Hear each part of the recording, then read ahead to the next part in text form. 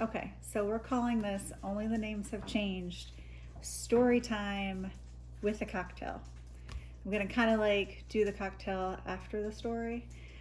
So I had this idea a really, really long time ago to write a book called Only the Names Have Changed. And it was gonna be about bar stories, drunk bar stories. But in order for your story to be in the book, you also had to have a story about yourself.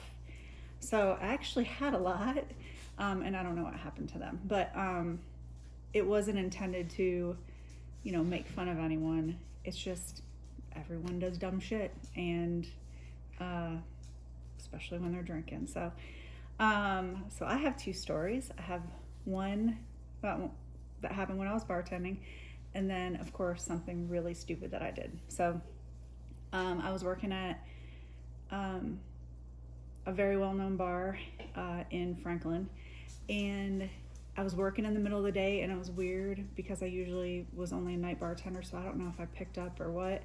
But this couple came in and sat at the bar, and they ordered Rumpelman shots, and that's we open at 11 a.m. so it's whatever. If that's what you like first thing and at 11, that's cool, but it's just not my choice. After I think they had two shots, the woman disappears, and she's, I'm going about my thing. Everybody else at the bar is going about their business. And the man that she was with came up to me and was like, "Hey, would you mind going in there and checking on her?" And I was like, "All right, yeah." So I go in the bathroom, and I find this woman butt ass naked, laying in the handicap stall, laying there. And I'm like, oh my God, first, are you okay? What the hell's going on? And then she comes to, and she had completely blacked out and thought that she was in her hotel room. Her clothes were everywhere in there. And the one thing why I always remember this particular story was because she wasn't that big of a woman, but she had these fucking granny panties that were it didn't make sense. It didn't make sense for her body, whatever, to have these big ass panties. But I had to help her put all her clothes on and then come out. And she was kind of with it when they came out, but then, shortly after that they left, and I never saw them again. Just, one story of many in random bars throughout America. Now my embarrassing story happened when it was before my husband and I got married, and we went we were in Panama City Beach area, and we got on one of the dolphin tour boats, and we went with we didn't travel with this couple, but it's one of Jeff's coworkers. So him and his wife met us to go on this this tour. Well, they had they had beer and rum punch, and I have celiac, so beer was out, but I did partake in lots of rum punch. And one thing about me is that I can black out, and you'll have no idea. I'll just hold on a normal conversation. You won't even know that I'm completely shit-faced. So we get, they go on whatever. We see the dolphins, all the thing. Well, we get off of the boat, and we're walking up the pier and whatever, and there were these porta potties.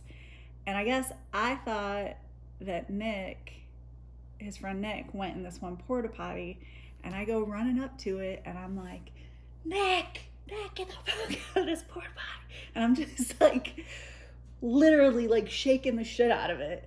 And then Jeff or Danny, I don't know which one, was like, Jen, he's not in there. I was like, what? So I run, and then this random guy comes out of this porta potty, and I dive behind a bush or something, and all of us are embarrassed. And but it doesn't end there. Then we go, I guess they still didn't realize that I was as shit-faced as I was. And we go like downtown Panama City Beach, I don't know. But we went to Tootsie's. And Nick and Danny kept kind of messing with my now husband, saying, you know, like, well, you should ask her to marry you, whatever.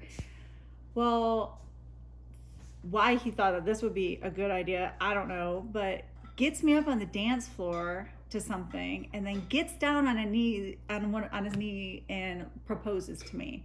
But instead of me acting like a normal human being, I completely freak out and start crying and whatever else, going, "You're making fun of me!"